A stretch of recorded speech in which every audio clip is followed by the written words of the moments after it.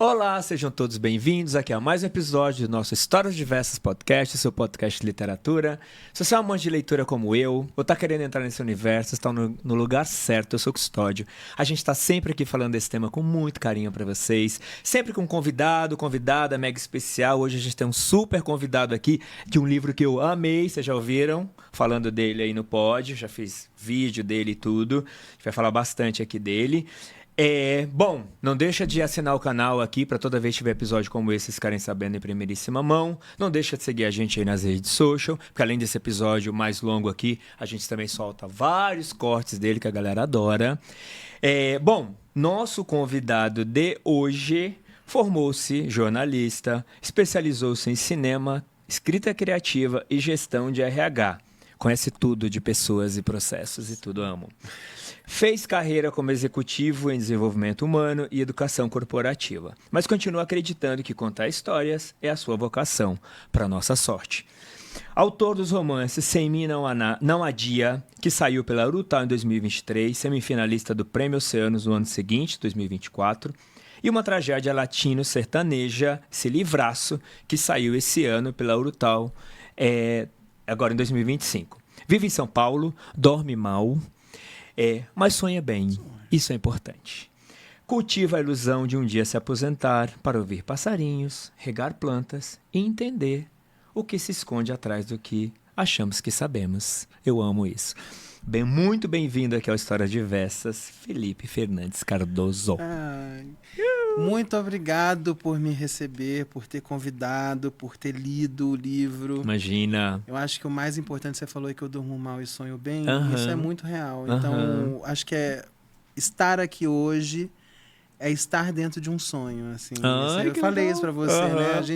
A gente fica te acompanhando, é um podcast tão querido do meio literário, aí você fala, nossa, um dia, e chega o dia, você tá vivendo aqui o sonho. Então, maravilhoso. Do nosso lado também. Então, assim, saiba que, assim, desde que eu li seu livro e tudo, eu já fiquei, assim, sonhando com esse encontro, pra gente falar mais dele, falar de literatura. Aí, depois disso, comecei a te acompanhar mais também.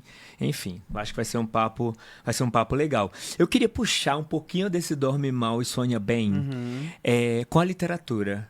Isso tem mais ajudado ou mais atrapalhado? O que o dormir mal tem de peso nesse aspecto e o que o sonhar também tem? Eu tenho muito tempo disponível quando você dorme mal, né? E eu acho que qualquer escritor padece de si mesmo. E a gente tem que tomar muito cuidado para não se contaminar conosco, né? Então, o fato de eu sonhar bem é tentar não estar tão viciado nas minhas próprias questões, para que os meus livros não sejam só uma extensão de mim, ainda que seja inevitável a gente estar sempre presente naquilo que a gente escreve, por mais ficcional que seja. Então, eu sempre dormi mal. Desde criança, sempre foi uma questão para mim. E o mal não é só dormir pouco, é também dormir com muitos entrecortes de sonho. E eu sempre sonhei muito, os meus sonhos são muito vívidos e muito malucos. Sabe aquele assim, tem uma tesoura conversando com um papagaio que está conversando... Meus sonhos são esses. E depois eu fico tentando entender o que é aquilo. Aí você acorda e fala, preciso escrever. Bem junguiano, sabe? O que são esses símbolos, esses arquétipos e tal. E aí eu vou investigar e eu gosto. Eu acho que a gente tem que ser curioso em relação à vida e investigar aquilo que a gente sente, né? Acho que a gente perdeu muito esse lugar da literatura. A gente estava conversando antes aqui de começar. Antigamente, quando a gente pegava um livro para ler, tinha um desnível. O livro era sempre acima de nós. Então, a gente tentava sempre chegar na altura do livro do que aquilo que ele propunha. Isso deu uma invertida com o tempo, né? Hoje, o livro está sempre abaixo de nós. A gente espera que o livro chegue aonde a gente quer. E eu gosto muito desse processo de fazer essa inversão, de voltar para o livro que eu vou escrever, ele está sempre acima de mim. Então, eu preciso me investigar, aprender e ir atrás para eu poder fazer algo que eu chegue na ideia do que esse livro poderia ser. Perfeito, muito bom isso. E aí, esse tempo que você dorme menos, né? E obviamente você acaba tendo um tempo útil, vamos dizer assim, maior, né? Mesmo sendo um tempo que eventualmente ele é mais longo, você está mais cansado, eventualmente. Mesmo assim, você consegue produzir bastante nesse tempo, que em teoria seria o tempo do sono? Sim. Eu trabalho, em média, 55 horas por semana. Então, é uma carga horária de trabalho no que paga as contas, né? O mundo corporativo. Eu falo que a literatura talvez seja a vida mais cara que existe. Porque eu preciso trabalhar quase 60 horas na semana para poder vivê-la da maneira como eu a vivo. Né? E quando é viver, não é só ler e escrever. É poder alimentar toda a criatividade que a sustenta. Então, eu preciso ver filmes, eu preciso viajar, eu preciso me expor a outros lugares que vão alimentando essas novas visões, leituras de mundo, conversar com gente. Exato. Então, quando Eventos, tem muitos eventos, né? E a gente vai conhecendo gente, é muito legal isso também, mas consome muito do seu tempo. Exato. Então, quando eu chego em casa, ou quando, sei lá, eu tô com uma insônia que é meio estacionária e tal, eu sempre me lembro, ou faço o exercício de me lembrar, falo assim, Felipe, você trabalha 60 horas por semana para você viver essa vida, você vai reclamar de cansaço agora? Você não vai reclamar de cansaço agora, né? Na hora que você tem que viver a vida que você ama. Então, assim, que pena que ela acontece nesses momentos de cansaço, mas é a hora que eu tenho. Então, sim, eu produzo bastante, eu escrevo muito, mas eu vou escrevendo ao longo dos dias e eu acho que a gente nunca escreve necessariamente no momento de estado de escrita. Eu acho que a gente sempre está pensando coisas. Eu, quando estou trabalhando, de vez em quando eu me pego assim, pô, é isso, né? Quando eu fui... Aí você anota? Anoto, mando mensagem de áudio para mim mesmo. Quando eu fui para o México e que eu passei uma temporada no México, e foi quando eu decidi fazer o Ernesto Mexicano, eu estava trabalhando. Né? Então, apesar de estar trabalhando, eu também estava vivendo. A gente fala assim, work-life balance, né? O equilíbrio vida-trabalho. Eu não gosto muito dessa expressão, porque o trabalho também é vida. Né? Então, é aquilo do Fernando Pessoa, né? A parte que me sente também está pensando. Ou a parte que me pensa também está sentindo. Eu não me lembro exatamente qual é a ordem do poema, mas é isso. Assim, as duas coisas acontecem ao mesmo tempo. Então, se eu estou acordado e se eu estou disponível para aquilo, eu estou lendo, eu estou escrevendo, eu estou vendo filme, eu estou matutando uma ideia, lembrando de alguma coisa. Eu dou risada sozinho às vezes, sabe? Eu fico aqueles vídeos de Instagram que fala assim, eu estou aqui dormindo, de repente eu me lembro de determinada coisa, eu começo a rir, eu sou assim. E aí eu vou anotando coisa, falo, eu posso usar isso, posso ver isso e tal, eu vou tentando fazer isso ficar útil. Além de agora estar fazendo mais exercícios também nas horas que me sobram. Maravilhoso. Mas também, provavelmente, na hora do exercício, você também está escrevendo. Para um caramba. Porque, por exemplo, eu gosto muito de fazer esteira. E quando eu estou fazendo esteira, é um processo meditativo para mim. Total. E aí você entra num lugar, às vezes, que você, de repente, você passou 15 minutos, você acha que você está ali mas você passou 15 minutos, você está fabulando alguma coisa. Lugar, tal. Você está habitando outro lugar aí nesses 15 minutos. E eu saio muito da órbita, então eu gosto também de sair da órbita. Muito legal. Achei legal essa coisa que você trouxe do escreve o tempo todo, né? E não só necessariamente quando senta para escrever, né? Não, porque se você só senta para escrever e você não pondera antes, ou reflete, ou a construção daqui... Quando você vai determinar a voz de uma personagem, por exemplo, até achar a voz, a André Del Fuego diz muito isso, assim, ela demora muito tempo para encontrar o tom. E quando ela encontra o tom é que a coisa flui de uma outra maneira. Mas esse processo demora muito de você entender como é que essa pessoa vai falar. Né? Quais são as expressões que ela vai dizer. Eu vou fazer um cara, no caso do Tragédia Latino Sertanejo, eu vou fazer um cara que é um mexicano que vem expatriado para o Brasil. Ele, obviamente, o livro vai estar em português, mas como é que eu vou fazer... A conexão com a língua espanhola. Exato. Por exemplo. E como é que eu vou trazer essa cultura mexicana para a linguagem que traz, né? Então, tem muita gente que reclama, muita não, mas assim, algumas pessoas reclamam da linguagem do livro. Que às vezes pode ser mais lírica, e aí tem momentos mais assertivos, e ele vai balanceando essa... E eu falei, eu queria muito dar essa qualidade de voz de bolero para esse narrador, né? E quem escuta bolero mexicano mesmo, as rancheiras, né, da cultura mexicana, tem esse melodrama na fala. Então ele precisava emular algumas coisas nessa construção. Então isso tudo você vai pensando na hora que você está na esteira, na hora que você está saindo de uma reunião maluca indo para outra. na hora que você está falando com o expatriado da sua companhia e esse cara solta uma coisa em portunhol e você fala, é isso, Peguei, sabe? Então, em Isso todos faz os momentos você sentido. está fazendo literatura. Perfeito. E você faz literatura também quando você está fazendo jornalismo? Eu já faz muito tempo que eu não faço jornalismo e, por incrível que pareça, eu tenho muitos vícios de linguagem que perduram ainda Que do vieram jornalismo. do jornalismo, que você não conseguiu ainda falar, querido. Toda vez assim. que eu submeto algum texto para algum amigo, escritor, fazer uma leitura crítica, sempre tem um lugar assim, um isto é, explicando alguma coisa, um ou seja.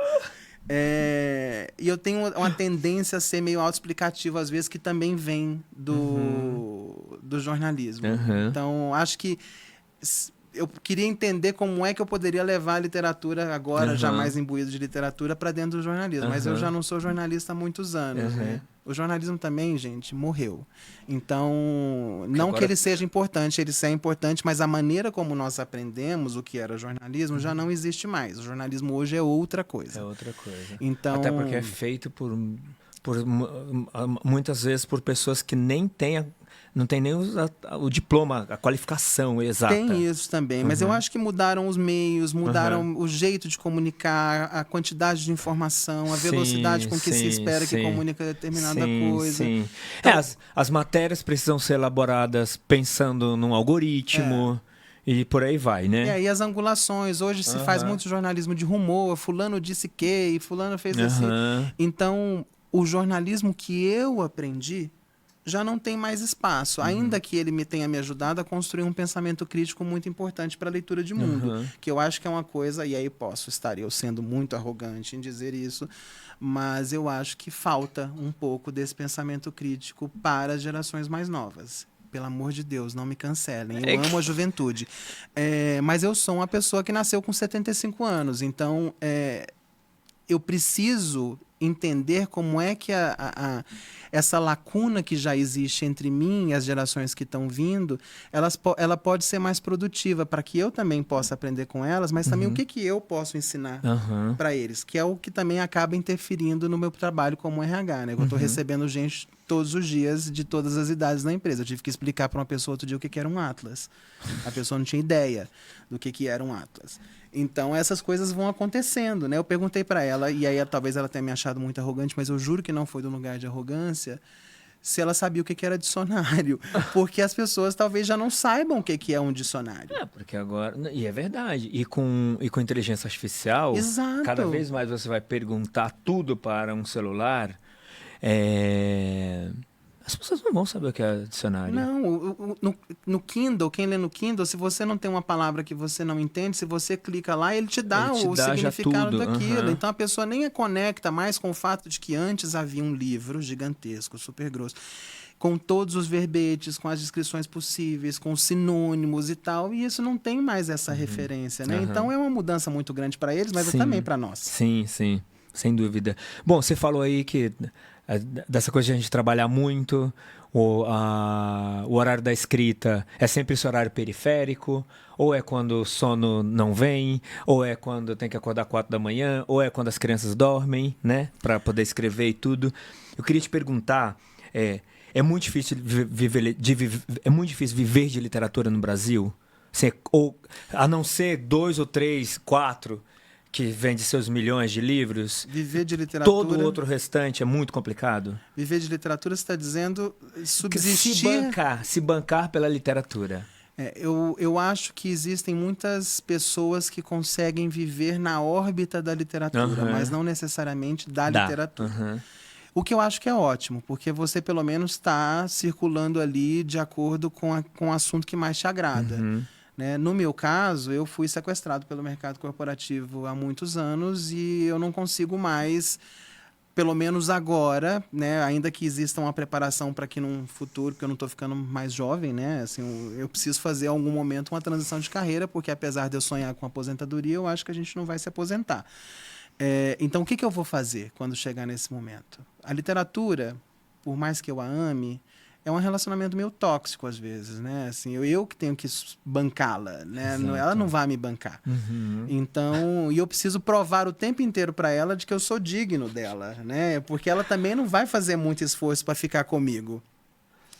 Então, é importante entender isso, assim, quem consegue viver da órbita da literatura já tem um privilégio como uma pessoa que gosta de literatura. Perfeito. Não, gostei muito disso. Cara, a gente tem que... É exatamente essa relação. A gente tem o tempo inteiro ali olhando, se provando e ao mesmo tempo pagando por isso. Exato, muitas vezes. É um boleto que você fica pedindo permissão o tempo inteiro. Exato. E aí a pessoa ainda é capaz de fazer um gaslighting comigo, sabe? Exato. A literatura fala assim, meu filho, você tá louco, eu nunca te prometi nada, sabe? Assim, desculpa, você me deu uma semifinal de Oceanos, como é que você não me prometeu nada? Exato. Muito bom.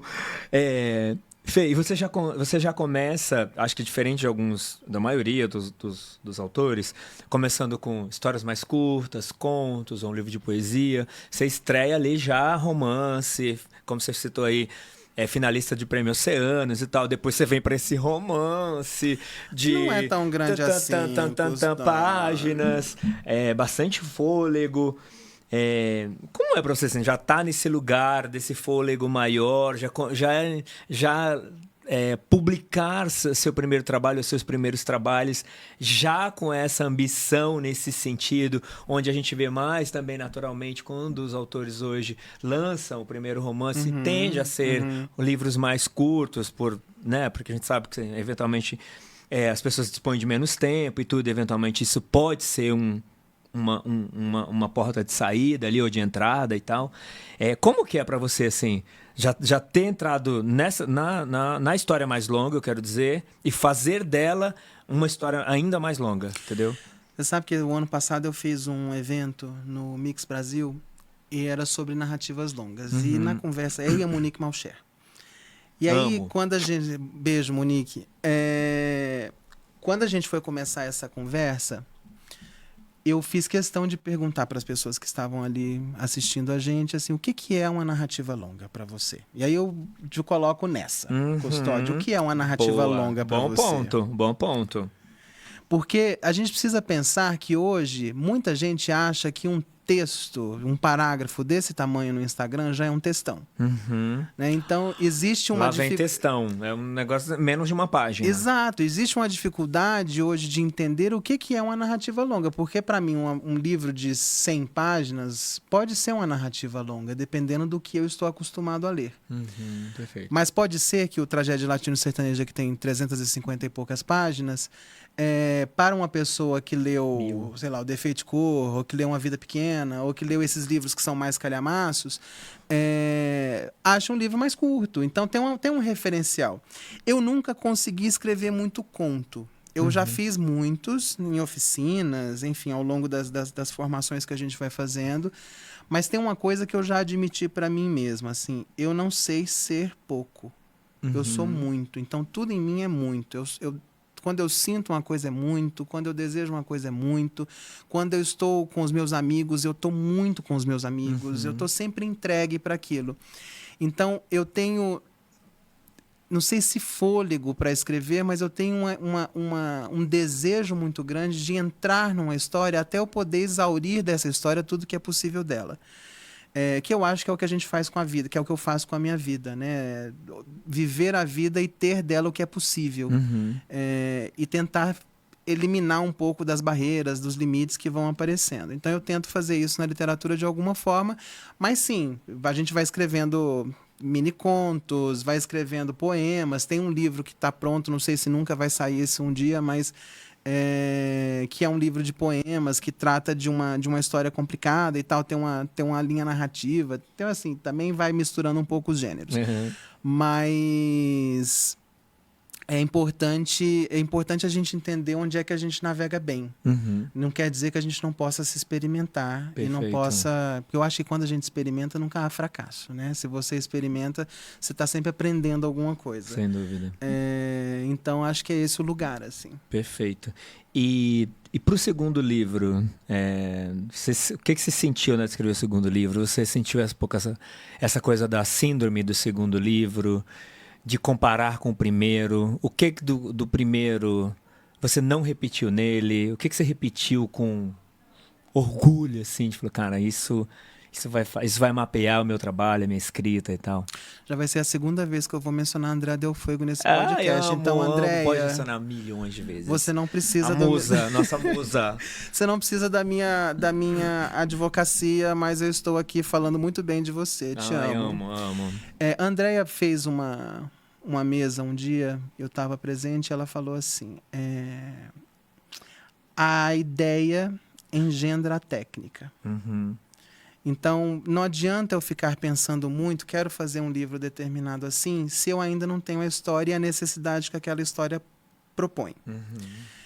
O primeiro livro é muito diferente do segundo, porque o primeiro é um exercício de linguagem. É um cara que amanhece sem movimentos e sem visão, em determinada manhã, sem nenhuma explicação, e ele precisa lidar com toda essa carga desse novo dia, baseando só na linguagem. Ele só tem a linguagem para poder entender o que está acontecendo com ele e lidar com o mundo. E como ele não enxerga, a gente é muito dependente da nossa visão. Como ele não enxerga, ele não sabe se aquilo que ele está pensando, ele está sonhando, ele está vivendo, né? Então existe ali um jogo de linguagem que precisa ser feito para dar esse descolamento da verossimilhança. No Tragédia já era outra história, porque eu queria fazer uma narrativa que fosse fundamentada exclusivamente na ideia de uma ópera meio novelesca no sentido de novela mexicana mesmo, assim. Tem momentos que eu já ouvi gente falar, e era essa uma das intenções, de que as pessoas conseguem imaginar os close-ups de novela mexicana, assim, a câmera chegando rápido naquele momento e tal. É muito musical, tem uma história meio de palco. Então era outro tipo de linguagem, né? Era outro tipo de construção. Então acho que pensar no livro é cada livro. O primeiro me ajudou a pensar o segundo, talvez. Algumas coisas na construção, a experiência de lançar, de relação com a indústria, né? Acho que também... Isso muda também muito. Mas é sempre uma expectativa do que vai ser, né? Porque o primeiro teve muito sucesso de crítica, nem tanto de público no sentido do que desse está tendo. Eu tive muita gente que leu, enfim, né? Sempre retornos muito positivos e tal. Mas esse está me dando uma outra experiência. Está me dando a experiência de ter todos os dias nas minhas redes sociais alguém chegando no meu inbox e falando alguma coisa comigo. Hoje eu li determinada coisa. Como é que você pôde fazer isso comigo? Você não tinha esse direito. E tem gente que faz diário de leitura comigo. Hoje eu li de página a página e adorei quando você fez isso, quando você fez aquilo. Tem gente que me manda figurinhas, cards que vão vendo no Instagram de peões, sabe? E aí faz, me lembrou Ernesto, me lembrou Miguel, me lembrou... Isso é um negócio novo pra mim. Eu tô me sentindo tipo celebridade de novela brasileira, sabe? O povo me para pra perguntar por que você fez isso. Assim, mas era o único jeito que eu achava que aquela história podia funcionar. Não, perfeito. Perdoa. Eu tava relendo, né, um trecho que até separei para ler aqui. Eu tava relendo e falei, gente, por que ele fez isso? Por que ele tá fazendo isso com a gente? A vida é bem pior. Eu vou ler esse trecho aqui pra você, gente. A vida é bem pior, eu posso te dizer. Até te mostrei aqui, mandei pra uma amiga minha hoje cedo, ela, não consigo sair da primeira frase, tipo... É isso que acho que um pouco do que você... Acho que é um pouco do que você está recebendo aí também, de feedback também dos leitores. E é novo. Acho que tudo que a gente sente pela primeira vez, a gente tem que, de alguma forma, encontrar no nosso corpo uma memória daquele sentimento. E tem algumas coisas que eu não tenho memória no corpo ainda. Alguns sentimentos que são novos para mim. Então, achar no meu corpo o lugar onde eu vou guardar essas memórias novas... é um lugar também muito interessante para mim, né? Onde é que eu sinto toda essa alegria que vem desse livro? Não é a alegria que eu tenho com meus afilhados. São como filhos para mim, mas são os meus afilhados. Eu não tenho filhos, mas eu tenho 5 afilhados. Então, é a alegria quando eu tô com eles. É diferente, né? Bate de um jeito diferente.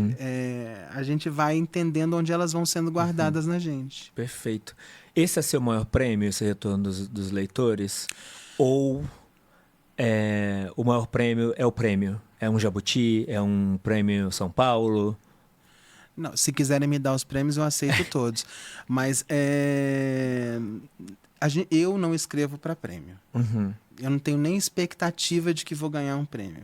A gente sonha, né? Não custa nada. Legal, sonhar pequeno, né? E sonhar grande dá o mesmo trabalho, não é mesmo? Exato. Então, eu acho que o prêmio para mim todos os dias é entender que aquilo que eu escrevi encontra um lugar no tempo tão escasso da outra pessoa e que aquilo de alguma forma abre com ela um diálogo que ela se sente tão íntima e disponível ao ponto de vir conversar comigo sobre.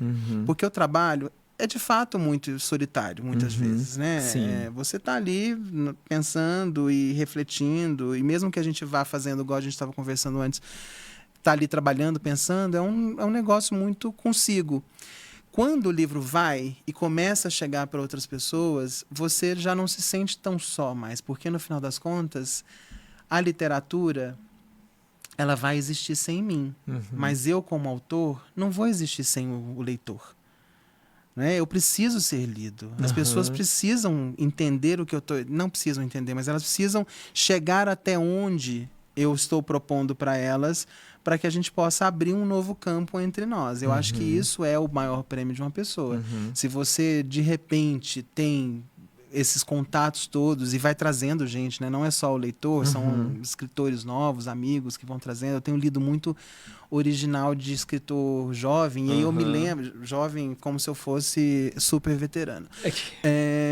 Não, mas já tem 2 livros publicados. Mas não sou então, veterano, assim, né, Custódio? Vamos aqui calçar o chinelinho. Mas eu me lembro de quando eu não tinha publicado e de quando eu estava tentando encontrar algum eco, alguma ressonância em relação àquilo que eu tinha escrito. E eu acho que a gente nunca pode esquecer desses lugares quando a gente estava em momentos de incerteza. Porque quando uma pessoa chega para você e fala assim, eu sou um escritor, eu nunca publiquei nada, você poderia dar uma lida no meu livro? Óbvio, é um trabalho remunerado muitas vezes, né? Mas se eu posso, por que não? Por que eu não posso fazer isso com uma pessoa que está, de alguma forma, vendo um valor no meu trabalho? Não, reconhecendo que você é uma pessoa, né? Reconhecendo através do seu trabalho que você tem possibilidade crítica, né? Ou seja, ele contribuir com o processo dela. Ele vê muito valor no seu trabalho. Na hora que você elege uma pessoa para avaliar o seu trabalho, você tem muita admiração, né? por essa pessoa e pelo que essa pessoa tem feito. Porque do contrário, a pessoa não vai fazer. Exato. Entendeu? Tem uma coisa que tem que estar acima, que talvez se estiver do lado, talvez não faça tanto sentido. Exatamente. Então eu tenho lido muita coisa de gente que está nesse processo inicial, assim, e tenho descoberto muita gente boa, muito texto bom. Tá. E isso, no final das contas, também é um prêmio. Né? Sim. Criar essa comunidade. Eu sou fui uma criança... A psicanálise pode pegar o ato falho aqui. Eu fui uma criança muito solitária. Eu nasci no interior de Goiás, gay, num lugar muito conservador, e sempre com esse lugar de onde é que eu pertenço, né? O que é? Qual é esse lugar no mundo? Sempre muito estrangeiro. Inclusive, até conversa um pouco com a ideia, que essa ideia do pertencimento está tanto no primeiro quanto no segundo e vai estar no eventual terceiro. Que já está pronto e pode ser que saia em algum momento. Eba. Então, esse lugar de entender essa nova possibilidade do que eu posso ser, das investigações de quem nós somos, e encontrar uma comunidade literária que, de repente, te coloca num lugar de... Olha, a gente é muito diferente, a gente tem aqui os nossos textos que são as nossas propostas, mas nós somos escritores e a gente está sempre, de alguma forma, se apoiando. Marcelo disse muito isso quando ele veio aqui conversar com você, né? De que depois que ele lançou o Sangue Neon, a vida dele deu uma expandida em relação aos contatos, a forma como a gente vai se relacionando, e a gente ficou muito amigo. E foi pelo livro dele, assim, ele leu o meu livro, eu li o livro dele, a gente não era amigo, porque a gente se conheceu para fazer uma mesa na Flip. E depois disso a gente não se largou mais. Então, quando a gente encontra esse lugar, isso também é um prêmio. Isso também é um prêmio. É um belo prêmio. É um belo de um prêmio. Então, ótimo. Se vier um jabuti um dia, se um Oceanos, um Prêmio São Paulo, vou aceitar de maior grado. Tenho, como diz Renata Belmonte, tenho roupas para todos esses eventos. Ai, eu adoro. Beijo, Renata. Não vou ser humilde e falar que eu não tenho roupa pra isso. Tenho sim, pode me dar. Pode me dar. Já tá preparada, passada no guarda-roupa. E vocês estão vendo que eu sei falar, então eu sei fazer discurso também. Adoro, tá tudo certo. Sabe muito mesmo, muito. Sabe escrever e sabe falar. Que nem todo mundo tem essa sorte, tá? Eu vou me arrepender amargamente depois de ter dito essas coisas, mas tudo bem. Amo. Desses autores novos aí que você falou que tá lendo bastante, o que mais você tem aprendido com essa galera? E tem algum nome, um ou dois nomes que você fala, que você queira destacar? Que você fala, as pessoas deveriam prestar atenção nesse ou nessa pessoa? Eu acho que às vezes as pessoas da minha geração, elas estão muito afeitas a um certo tipo de texto. Construção da forma do parágrafo, o raciocínio, a maneira como constrói determinadas imagens. A gente vem todos de um letramento muito similar de mundo, né? Mesma escola, quer dizer, não é escola, não é. A gente sempre, pelo menos da nossa geração, assim, a gente aprendeu a estudar de uma forma, né? Que a gente estava comentando aqui, eu e Michelle, a Michelle vocês não veem, gente, mas ela tá aqui. A gente conversou a Michelle, muito gente, hoje. Eu não vou nem contar o que aconteceu antes dessa gravação, tá? Felipe teve bastante tempo a conversar com a Michelle, é a única coisa que eu vou falar. Mas a gente conversou sobre o fato de que quando a gente precisava saber alguma coisa, a gente tinha um certo processo de construção de conhecimento.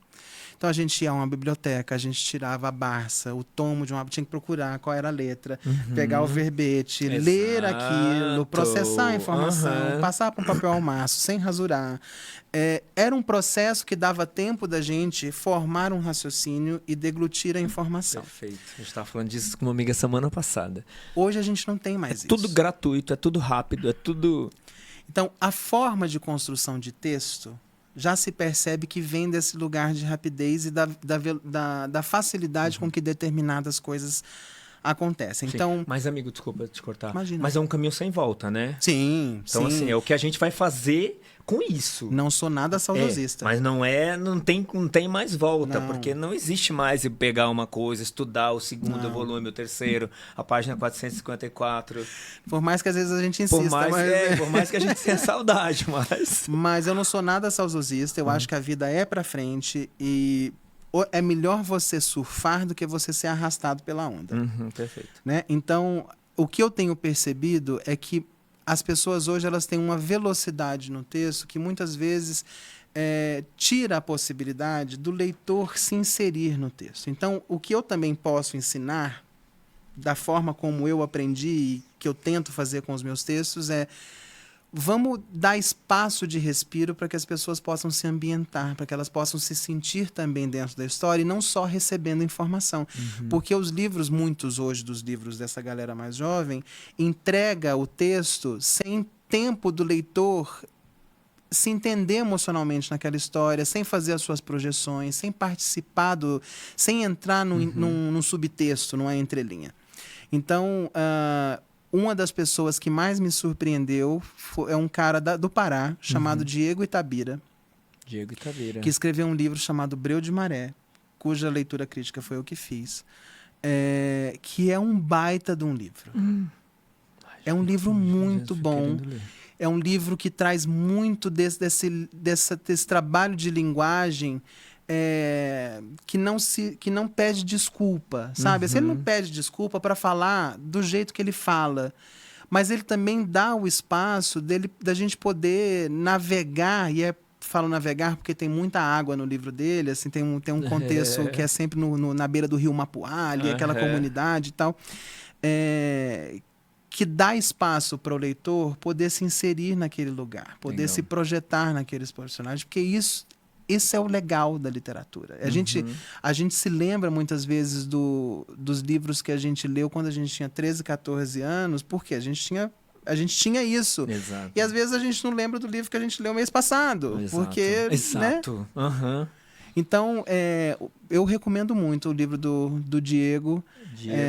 Diego Itabira. Breu de Maré. Não está impresso físico, está só digital pelo Kindle. Então, é um baita de um livro. Pô, perfeito. Anotado. Já vou atrás também. Além da André Del Fuego, quem são suas referências na escrita? De onde você mais...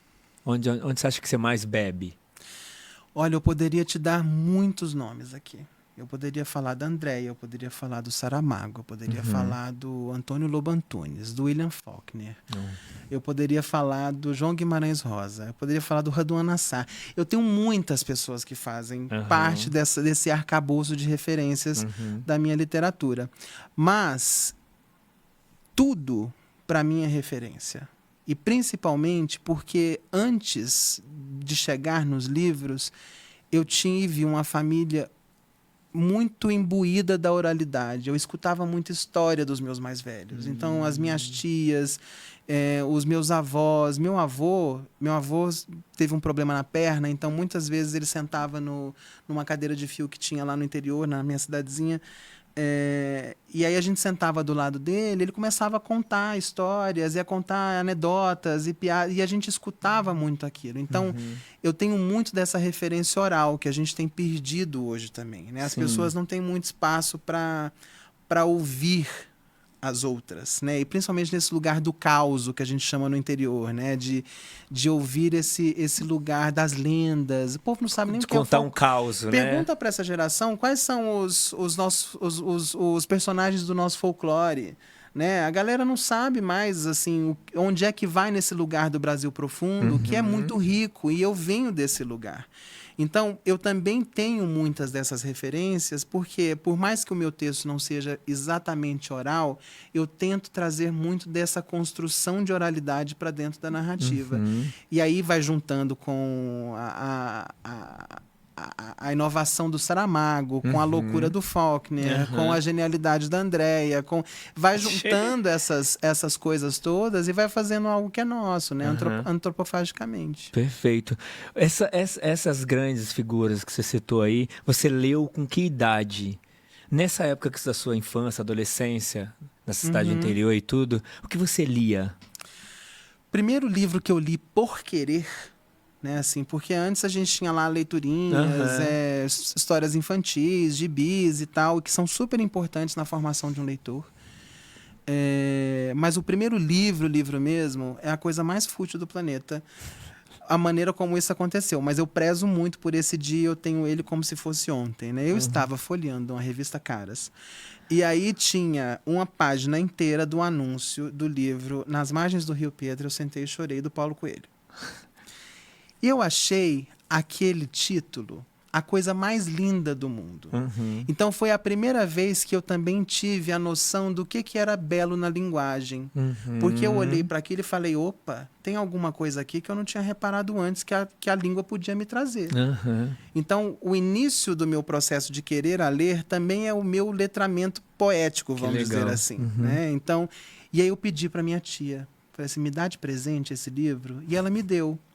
Não entendi patavinas nenhuma do que o livro me dizia, mas eu li ele do início ao fim e foi o primeiro livro que eu li inteiro por querer.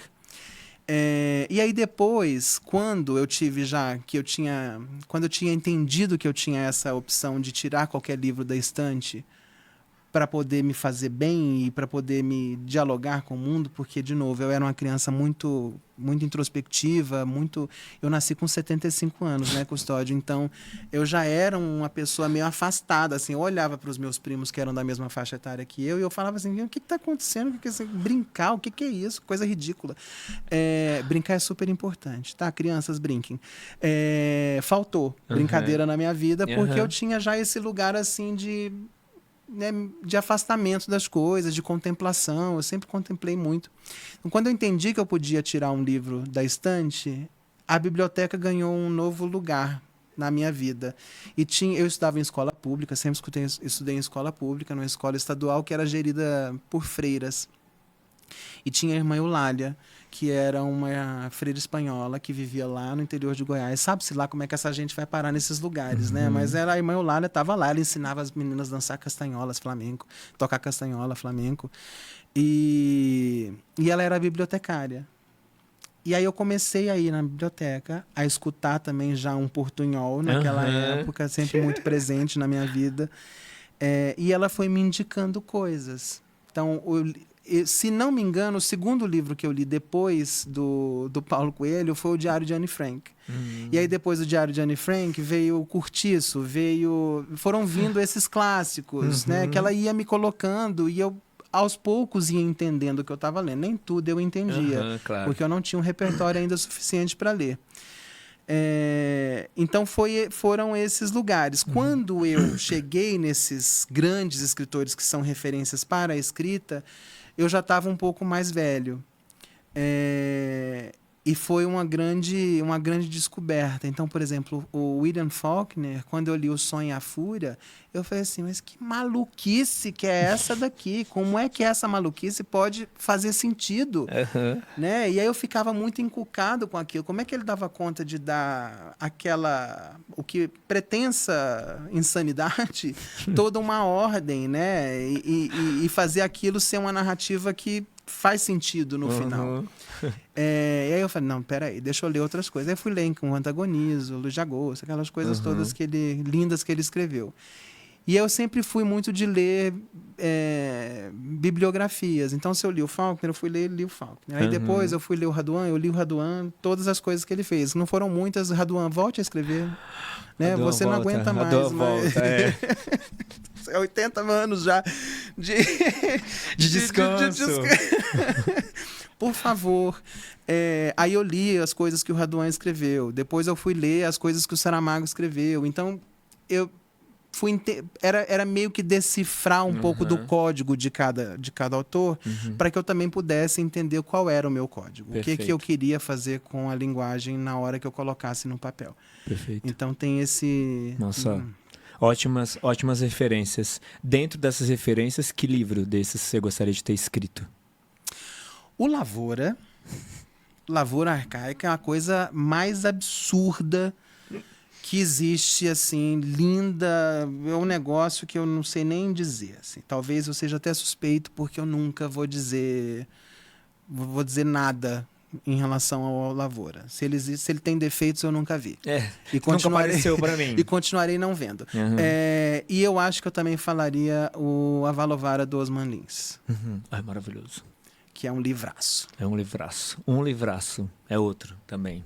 Então, acho que esses dois, assim, fica no lugar de uma... A Adriana Calcanhoto disse isso num show uma vez que eu fui, que ela tem uma sessão, não sei se ela ainda faz isso, mas ela tinha uma sessão frustração dentro do show dela, que ela cantava músicas de outras pessoas, mas que ela gostaria de ter composto. Então, fica nesse lugar da sessão frustração da minha vida, assim, coisas que eu queria ter escrito e alguém escreveu antes de mim. Entendi. Não, maravilhoso. Trouxe duas referências ótimas. Deixa eu te perguntar. A questão do... Ainda voltando na questão do primeiro livro e tudo. E aí com o desafio de chegar nas editoras, né? Tava até lendo o livro do primeiro leitor do Luiz, da Companhia das Letras. E ele fala essa coisa assim, né? Que as pessoas da editora que tem que escolher que livro publicar, blá, blá, blá, tem uma quantidade gigantesca de livros para ler e decidir. E por N razão é escolhido um e por outra não é escolhido tantos outros. Por outras não são escolhidos tantos outros. E ele fala a questão do primeiro parágrafo. Porque o cara vai ler muitos primeiros parágrafos ou muitas primeiras páginas, né? Porque não vai ter tempo de ler muitas 50 primeiras páginas, né? Sim. Como que funciona isso para você? Você acha que você tem essa preocupação de ter um primeiro parágrafo mais impactante? Como é que funciona isso para você? E aí eu ia te perguntar na sequência, e onde você acha... tem algum segredo, tem alguma coisa que eventualmente é um caminho, eventualmente, um pouco mais fácil para chegar numa grande editora? Todo mundo almeja uma grande editora? Todo mundo almeja uma grande editora. Não porque uma grande editora fará o melhor dos trabalhos, não é isso. Mas é porque o grande sonho de todo autor é ver seu livro na livraria. Tá. Né? A gente quer ser lido. A gente quer ser lido aqui em São Paulo, mas eu também quero ser lido lá na minha cidade. Eu quero ser lido no Mato Grosso, no Amazonas. E existem algumas limitações de mercado de algumas editoras independentes em relação à distribuição. Que não chega. Não chega. Então, isso é sempre uma complicação. Eu acho que todo mundo quer ser, tirando quem tem aí um ego que precisa ser alisado, que quer falar, estou publicando por uma grande editora, como um lugar de status. Mas no frigir dos ovos, eu acho que é sempre um lugar de querer chegar o mais longe possível com as melhores condições de trabalho, vamos dizer assim, né? Todo mundo quer trabalhar sempre no melhor, ou no melhor muito entre aspas, porque a gente nunca sabe como é cada condição de trabalho, mas no melhor lugar possível. Ou pelo menos um lugar de mais visibilidade, né? Vamos dizer assim. E que você consiga dar sobrevida também ao seu trabalho, né? Porque se você vai continuar escrevendo, para você o próximo livro ter alguma possibilidade no mundo, os seus outros dois têm que ter sustentado alguma coisa para que ele exista, né? Perfeito. Então, acho que em relação à editora é isso. Tem editoras de início que são bons caminhos, mas é bom entender quais são as limitações de cada uma das propostas dessas editoras, e cada editora tem o seu lugar, tem a sua possibilidade. Então, acho que antes de buscar uma editora, tentar conhecer como é que funciona o mercado, conversar com outras pessoas, entender quais são as possibilidades, ver como é que funciona. Às vezes a pessoa não sabe nem como é que funciona a questão de direitos autorais, por exemplo. Né? Então, vai entender um pouco sobre o assunto antes de ir de imediato a procurar um lugar para publicar. Porque você também hoje precisa ser o interesse, não é o seu livro mais o interesse das pessoas. Né? Antes do livro, você precisa ser o interesse das pessoas. Então, eu não tenho vocação nenhuma para ser influencer, blogueiro e tal, mas eu estou no Instagram tentando fazer alguma forma para que as pessoas cheguem, me achem, olha, esse cara aqui é um pouco interessante, deixa eu ver o que ele escreve. Porque antes era o inverso. Acho que a Júlia Codo falou isso aqui para você, né? Antes era o inverso. Antes a pessoa conhecia a obra e aí eventualmente se conhecia o autor. Às vezes nem isso, né? Às vezes nem isso. Às vezes nem isso. Tá? Hoje você tem 1 milhão de seguidores e a editora batendo na porta. Exato. Escreve um livro para publicar, né? Você falou disso com o Lucas, né? Falei com o Lucas, exato. Porque ele está escrevendo, ele é um menino, tem uma influência muito grande e tudo, e eu perguntei exatamente por esse ponto. Assim, se e isso ele tem que aproveitar mesmo, tá? Assim, as condições elas estão aí para serem aproveitadas. Exato. Ninguém vai mudar o jogo de uma hora para outra. A gente vai jogar com as cartas que a gente tem. Então, isso é importante, tentar conhecer antes e ver qual é o melhor caminho, já com um pouco de consciência em relação a esses aspectos. E em relação à questão do primeiro parágrafo, eu acho que a literatura vive de paixões, quando talvez eles estejam buscando amor. O que eu quero dizer com isso? O primeiro parágrafo é o lugar da paixão. O amor, ele se constrói aos poucos, né? Você vai entrando, vai entendendo quais são os defeitos, aí você vai assim, ok, eu entendi, eu aceito esse defeito, livro querido, vamos continuar aqui nesse nosso relacionamento. Então, é importante, como em qualquer relação de paixão, que exista um foguinho ali, né? A chama esteja acesa. Uma chispa de possibilidades naquele primeiro parágrafo. Então, e que outros valores sejam colocados na linha do tempo para que... vai sustentando. Claro, senão porque senão vira um casamento de 50 anos que ninguém conversa com ninguém, né? Exato. E aí já quer divorciar no fim, graças a Deus, acabou. E não é isso que a gente quer. A gente quer uma relação duradoura, inesquecível, bem romântica. Livro 1, livro 2, livro 3, né? Igual a gente faz com os grandes autores. Exatamente. 118 livros. Exatamente. E construindo também, porque a gente vai abrindo muito da nossa intimidade. Por mais que os livros não sejam sobre nós, acho que a Márcia Tiburi disse isso uma vez, que um curso que eu fiz com ela. Ela falava assim, que escrever é tão efetivo quanto fazer um striptease. Você fica tão nu quanto se você estivesse efetivamente nu, porque tem muito ali do seu pensamento, né? E tem uma intimidade de processo, de escrita, que você coloca à mercê do outro. E é importante você construir isso de uma forma que você tenha consciência das coisas que você está fazendo, né? Então, para manter essa chama acesa, é importante você sim pensar como é que você vai estruturar essa história para que ela se mantenha.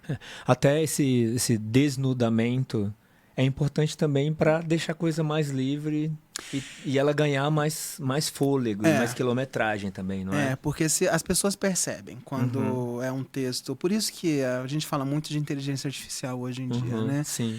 A inteligência artificial nunca vai dar esse desnudamento, nunca né? Vai assim, dar. Porque ela pode aprender determinadas coisas, mas ela não sabe como usar o que ela aprende.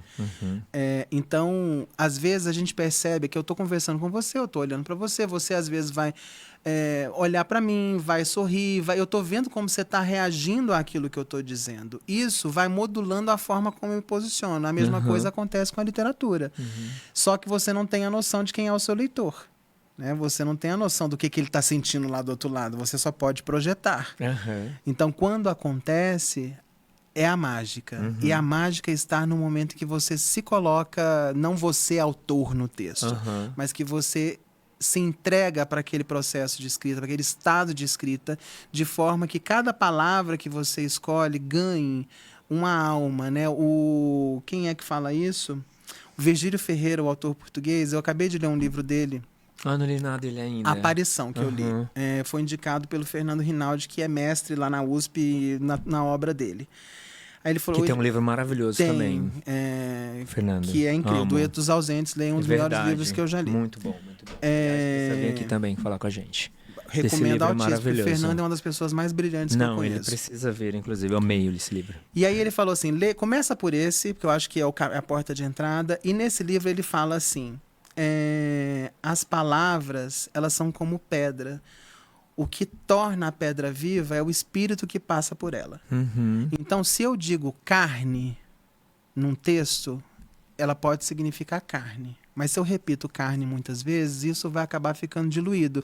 O que faz a carne ganhar determinada coisa são todas as outras palavras que você escolhe para ficar ao redor dela. Perfeito. Então, se você quer dar à carne um lugar mais sombrio, de suspense, você vai construir isso de alguma forma. Se você quer transformar isso numa memória olfativa da sua mãe, como acontece com o Ernesto, por exemplo, quando ele sente o cheiro das carnitas reviradas no burrito, né?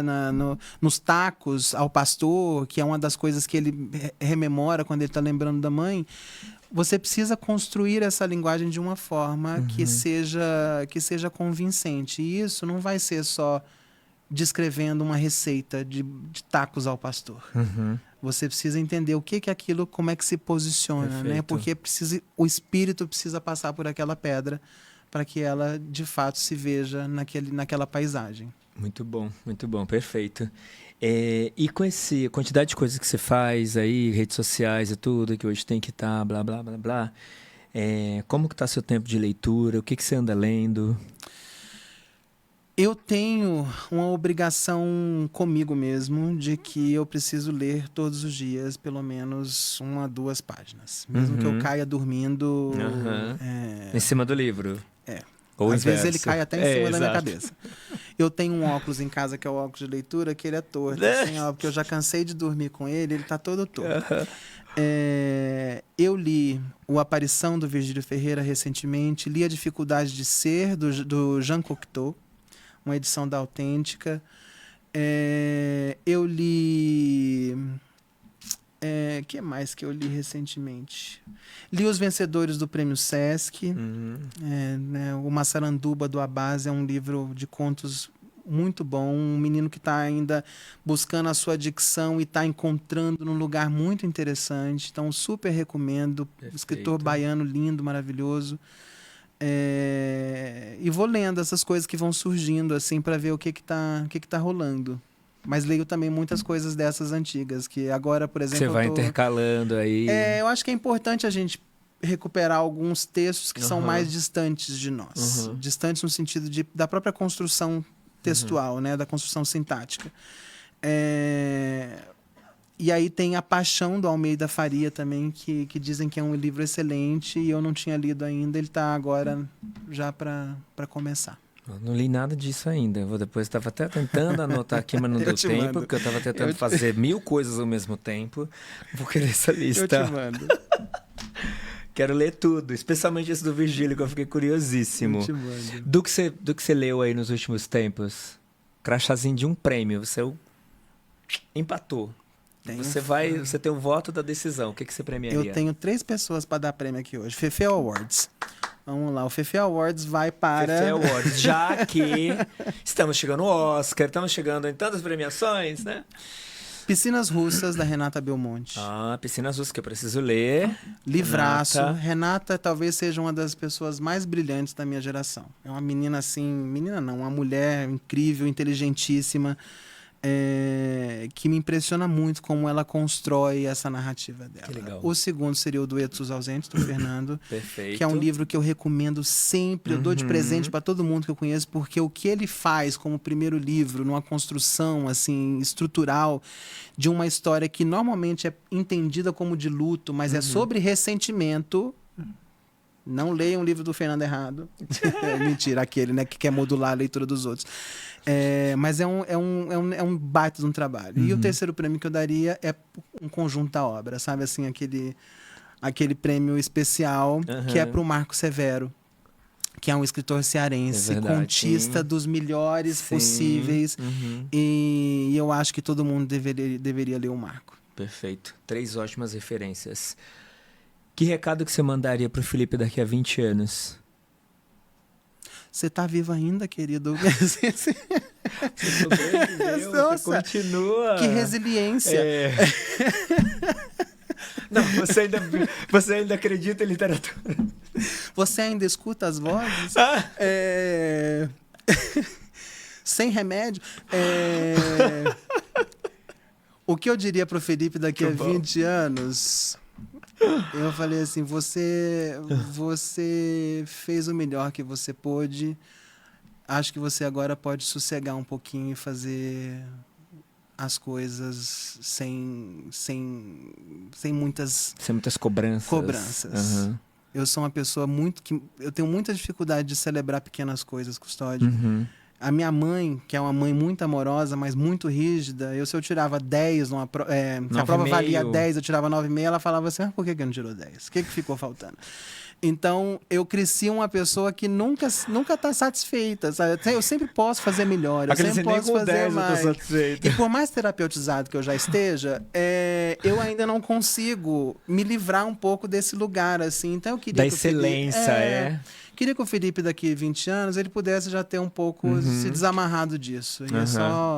E eu, na verdade, quero ficar velho, Custódio, porque eu quero chegar no momento em que eu vou poder falar muitas asneiras e a pessoa vai olhar para mim e falar assim, não liga, tá caduco. Não liga, né? Já não sabe mais o que tá falando. Tá sem filtro. Eu amo. Você, amigo, mas eu já tô assim. Eu já tô chegando nesse lugar. Quero muito chegar nesse lugar. Às vezes, eu falo umas coisas assim, a pessoa já olha e eu faço assim, não discute. Com gente doida, a gente não discute. Sim. Mas agora você tocou num ponto interessante, assim. Essa coisa da excelência, de achar que nunca chegou no lugar e tudo. Como que é isso com o texto? Que é um lugar tão subjetivo. Como que é isso pra você, assim? Como você fecha? Não fecha. É sempre um abandono parental. Amo. É sempre um momento que você fala, não, eu desisto de você. Eu desisto, amor, vai. Eu já te dei tudo, vai terminar de se construir sozinho, porque eu já fiz o que eu podia. É um lugar muito difícil. Eu leio, depois que, né, óbvio, a gente faz muitas revisões, ainda sai muita coisa errada. Gente, por mais que você faça a revisão, por mais que você trabalhe com profissionais gabaritados para poder fazer revisão, sempre sai alguma coisa errada no livro e a gente precisa aprender a lidar com essas falhinhas, né? Mas é sempre um abandono. Chega num momento que você fala assim, eu não tenho mais o que fazer aqui. Por mais que eu queira, por mais que eu ainda ache. É igual escolher apartamento. Sabe, você vai comprar ou alugar um apartamento, sempre vai ter um apartamento melhor, mas você vai precisar sabe? Você vai ter que escolher. Então é um momento que você escolhe e fala assim, acho que aqui tá bom. Vai terminar agora. Poderia ter melhor? Até poderia. Mas talvez eu demore mais 3 meses. As ferramentas que eu tenho agora, a pessoa que eu sou agora dá conta de fazer isso. Perfeito. E é isso. Perfeito. Momento 3Es aqui, você conhece bem. Enaltecer, emprestar e esquecer. Quais? Todo mundo que vem aqui enaltece gente que já está muito enaltecida, né? Perfeito. Sim. Eu não que preciso... não mereça. Não que não mereça, pelo amor de Deus. Eu vou enaltecer o Arduan, claro que eu vou enaltecer o Arduan. Mas eu acho que tem muita gente que está fazendo um trabalho legal. Gosto. E que merece um enaltecimento. Assim. Então, por exemplo, o Aramis, que é um escritor daqui de São Paulo, um escritor periférico, autista, ele tem livros lindíssimos, inclusive O Estranho Seria Se Você Soubesse, foi finalista do Jabuti, e é um livro de contos que eu acho que todo mundo deveria ler. Acho também que, por exemplo, eu anotei aqui, tá? Porque aí eu vou esquecendo às vezes, porque a minha memória está cada vez pior. O Léo Nunes é um poeta carioca, que escreveu Está na Hora de Me Tornar um Homem Sério, e agora está lançando O Menino do Rico. São são livros de poesia muito bons. Maravilhoso. Muito bons. O Abás, o Massaranduba, o Jordan, que ganhou o prêmio Caio Fernando Abreu em 2023 com Coisa Feita, Dois Pretos Apaixonados na Cama. Abafada da Marcela Fassi. Essa galera tá fazendo coisas muito incríveis e que merecem estar enaltecidas, né? O Marcelo com Sangue Neon, que por mais que já tenha um Jabuti, merece estar sempre sendo enaltecido, porque fazer um primeiro livro com aquela polifonia de vozes, né? Assim, é uma coisa impressionante. Nunca fez uma oficina. Exato. Que coisa maluca. Acho que ele mente pra gente, mas enfim. Ele deve ter feito um monte. Ele fala que não escreveu enquanto estava na faculdade, deve ter escrito muito. É mineiro, come na maciota. Amigo, mas que bom você trazer essas referências. Essas novas referências. Sim, porque eu posso vir aqui e falar do João Guimarães Rosa, mas, gente, precisa de mim para enaltecer o João Guimarães Rosa? Não precisa, né? Exato. Muito bom. Eu acho que a gente dá espaço também, ou cria mais espaço também para essas pessoas que estão começando. E é gente que merece ser lida, sabe? Que talvez esteja publicando em condições ainda não tão... Muitas vezes até independente. É bom fazer isso. Sim, muito bom. Para emprestar? Para emprestar, eu sempre tenho uma trinca e uma dupla, né? Para fazer assim uma analogia com o jogo de cartas, que eu adoro um baralho, mas ninguém sabe jogar baralho mais. Eu sempre empresto livros que eu acho que vão ser necessários, não só de conteúdo, mas também de forma, e normalmente eu estou emprestando para quem quer escrever. Então, acho que as pessoas... Eu impresso Lavoura Arcaica, do Raduan. Perfeito. Eu impresso Sonho e a Fúria, do William Faulkner. E eu impresso Laços de Família, da Clarice Lispector. Perfeito. Eu acho que com esses, uma pessoa já tem aí um mini curso de como fazer coisas incríveis. E eu também empresto, porque eu acho que as pessoas precisam conhecer 2 escritores goianos. O Bernardo Ellis, com O Tronco, que é um livro muito, muito bom. O Bernardo Ellis é o único escritor goiano que fez parte da Academia Brasileira de Letras, até onde eu sei, posso estar aqui dando fake news, mas... E eu indico também toda a obra do Hugo de Carvalho Ramos, que a Herculano relançou agora, num box lindíssimo.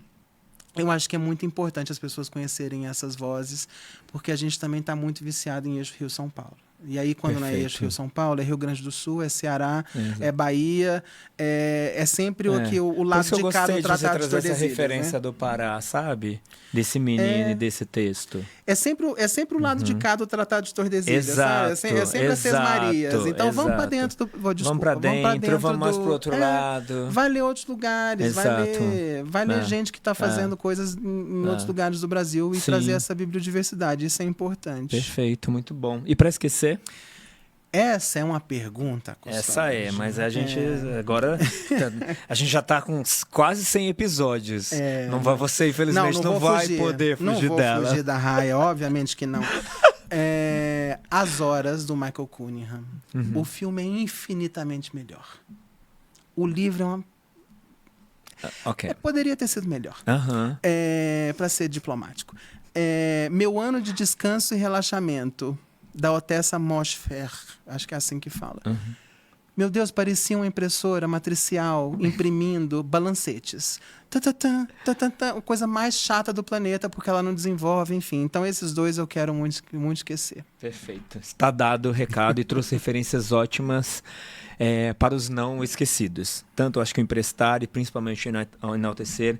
Eu adorei você trazer as referências, inclusive para mim, porque eu não li nada dessas pessoas ainda. Então, você já tem uma listinha para você me mandar, não, tá? Eu tenho. Por favor. A gente está indo aqui para os finalmente, tá? Ai, Jesus. Cara, esse papo... Eu falo Felipe, muito. A gente podia ficar... Mas assim, eu falo sempre isso, o Walter falou pra mim, né? Nossa, Custódio, você fala sempre as mesmas coisas. Você fala sempre as mesmas coisas para as mesmas pessoas.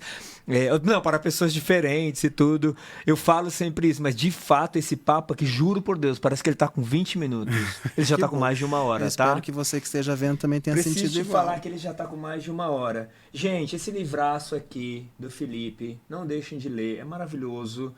É uma tragédia latina sertaneja que a gente já comentou aqui, ele já citou alguns pontos, a gente já falou um pouco sobre a construção dele, mas é um livraço, eu já estou super curioso por esse terceiro livro, ainda mais quando você fala que ele está pronto. Está em negociação, vamos dizer assim. Esse ano? Talvez. Esse ano. Amigo, conta um pouquinho da história do tragédia latina sertaneja, da história, um pouquinho como ela nasce, como ela desenrolou ali. O título, eu queria entender do título, é um título mais longo, é um título, não um título fácil, né? Eu lembro que enquanto eu estava lendo, de vez em quando eu voltava para meio que tentar lembrar do título ali. Conta, assim, também da decisão de ter esse título. Tudo que eu escrevi até hoje, Custódio, tanto o primeiro, agora com tragédia, está relacionado com essa falácia do pertencimento. Por que é uma falácia do pertencimento? Porque o pertencimento é revogável, ele é uma negociação. Eu dou o direito a um outro de dizer se eu pertenço ou não. Essa pessoa pode dizer, você pertence, e a partir daquele momento eu pertenço, ou ele pode dizer, não quero mais, e a partir desse momento você não pertence. Então, nós que crescemos... em situações adversas, muitas vezes, a gente está sempre buscando, e eu já disse isso aqui hoje na nossa conversa, eu me sentia muito estrangeiro em mim mesmo, por conta dessa questão do pertencimento. Então, eu queria fazer uma história que recuperasse primeiro a ideia de um sertão no sentido original da palavra, que é qualquer coisa fora dos ambientes muito urbanizados, né? E não é só o sertão nordestino, como a gente foi acostumado a pensar pela publicidade, pelo cinema, pela própria literatura, pelo imaginário brasileiro. Tem o sertão de Minas, tem o sertão de Goiás, né? Então, esse lugar do sertanejo que não se sente parte daquela cultura, mas é parte daquela cultura. E eu queria falar de uma outra pessoa que vem de muitos lugares, mas que tem essa dificuldade de se achar. O Ernesto, esse livro teve 17 versões. O Ernesto... ele era paulista num primeiro momento. Depois eu fui pro México, a coisa mudou e eu entendi que ele era mexicano. O Ernesto está sempre buscando esse lugar e ele não se entende, tanto que ele se mete em umas enrascadas, né? Assim, com algumas decisões que ele toma com essa ideia de querer pertencer. Sim. Então a história é essa, é um mexicano agrônomo que é transferido para o interior do Brasil para trabalhar numa usina de cana-de-açúcar. Ele chega nessa cidade e ele passa a viver com aquela estrutura social ali ainda muito, muito representativa de algumas coisas mais conservadoras, de um lugar de difícil convivência ali para as pessoas diversas, que ousam ser quem elas são. E ele conhece o Miguel, que é um peão que deixa a fazenda da sua família e vai ser garoto de programa no bordel Mão Amiga, para poder viver aquilo que ele acha que ele tem que viver. Ele está se investigando, ele está se entendendo, e aí desta paixão vem o cruzamento do antagonista, que é o Zé, e a gente conhece muito Zés nesse país, né? Que é o verdadeiro cidadão de bem. E as tragédias começam a se suceder a partir daí. E latino sertanejo, porque eu queria também que todos nós brasileiros, a Fernanda Torres disse isso muito na campanha do Oscar dela no ano passado, né? Que o Brasil é uma ilha no meio de hispanohablantes. Exato. E a gente não se vê muito latino, mas a gente é latino. A gente é latino, exato. E os latinos também são, de alguma forma, sertanejos. Principalmente o México. A gente tem muitas semelhanças entre as nossas culturas, ainda que sejamos pessoas totalmente diferentes em formação cultural. Sem dúvida. Então, era a construção desse lugar de entendimentos e desentendimentos. Perfeito. Eu sei que a gente está com o tempo bem esgotadinho aqui, mas eu não queria deixar de ler um trechinho dele aqui. Manda bala. Até para dar um pouquinho do gosto aí pra galera que tá também assistindo a gente, que não leu. Pra gente que escreveu, escutar o nosso texto na voz de outra pessoa. Então, seguimos. O fim é apenas uma curva na história. Quando os que observam dobram o passado nas mãos e o sino avisa no alto azul da igreja que o amanhã sempre chega. As linhas não mais estão no frio da água que desce pelas bicas, em um lugar de onde sinto saudade. Não é preciso pensar em voltar. Caminho, pé atrás de pé, adiante para os lados, nunca para trás. Construo a ficção da vida da maneira que mais me convém, com dependência entre vivência, a escrita e a imaginação. Os mortos recuperam o cheiro do mato, ouvem o desejo da lenha queimando numa fogueira, enquanto, ao redor do mundo, outros homens conversam, seus filhos se beijam e seguem contando estrelas. Com as raízes que brotam dos olhos dos nossos defuntos, comidos pelo chão, preenchemos as tocas das serpentes com melodia, até que o barulho das cascatas de nossa felicidade sobreponha qualquer indício de desespero no chocalho das cascavéis. A vida não precisa de nós para preservar. Nós sim precisamos dela. É muito lindo isso, sério. Amigo, como você chegou nesse lugar, parabéns. Às vezes nem a gente sabe. Às vezes a gente sabe, né? Assim, o que eu sinto. Gente, leiam, por favor, tá? Só isso. Leiam. É maravilhoso isso. demais. Acho que isso conversa muito com o momento que a gente... Eu sei que a gente está... Eu prometo ser super rápido. Por favor, fique tranquilo. A gente está vivendo um mundo hoje que a gente está à margem da catástrofe, né? Então, a gente está sempre tentando entender para onde a gente está indo com as mudanças climáticas e as coisas que vão acontecendo. E aí sempre se diz assim, o mundo vai acabar. O mundo não vai acabar. Quem vai acabar é a gente. Exato. Né? O mundo vai ficar aí, ele vai se refazer e as coisas vão se organizar e é a gente que vai embora. Então a vida não precisa da gente para ela existir, mas a gente precisa dela. É isso. Maravilhoso. Obrigado, tá? Vamos para aquele, esse ou aquele, rapidinho. Ai, aí para a gente fechar. Lavoura Arcaica ou os Malaquias? Caceta. Olha, eu vou escolher eu adoro Lavoura Arcaica, é um dos livros da minha vida, mas eu vou escolher os Malaquias da Andréia, porque a Andréia faz um negócio assim nesse livro que é sufocante, mas que é ao mesmo tempo suspirante, sabe? Assim, é uma coisa que, como ela diz, ela escreveu assim pro Virgínia Mordida, nu, cru, galopante. E aí é o que eu digo pro livro dela, assim, é nu, cru, galopante. Muito bom, maravilhoso. Eu também concordo 1000%, tá? Apesar de amar também, embora ame muito também a Lavoura Arcaica. Os Malaquias ou o Voo da Guará Vermelha, da Maria Valéria Rezende? Os Malaquias. Eu amo a Maria Valéria. Ela é uma pessoa incrível. Os Malaquias ou Bagagem, da Adélia Prado? Os Malaquias, apesar de que toda a minha formação poética também está muito sustentada pela Adélia. Os Malaquias ou Mata Doce? Luciane, te adoro, mas ainda eu vou ficar com os Malaquias. Os Malaquias ou o Curtiço? O Curtiço, sabe por quê? Porque 138 anos depois ele ainda continua muito atual. Perfeito. O Curtiço ou o Estrangeiro? O Curtiço. O Curtiço ou Ensaio sobre a Cegueira? O Curtiço. O Curtiço ou Uma Vida Pequena? Caceta. Uma Vida Pequena é um dos livros mais impressionantes que eu li na vida. Assim, ele é muito, muito emocionalmente difícil de chegar ao final dele. Eu acho que eu vou escolher Uma Vida Pequena porque eu não sei como ela soube fazer isso. Então é um negócio que ainda me traz curiosidade. Perfeito. Uma Vida Pequena ou Seda? Seda. Porque é um livro curtíssimo, mas é um livro imenso naquilo que o Alessandro Baricco consegue fazer. Perfeito. Para fechar, Seda ou O Sonho e Fúria, do Faulkner? Sonho e Fúria, do Faulkner. Então fechamos com Sonho e Fúria aqui. Querido, muito obrigado. Papo delicioso. Juro por Deus, a gente estourou todos os tempos do planeta inteiro, mas eu estouraria dias de conversa. Então, assim, o próximo passo é o bar. Cerveja. O próximo é o bar.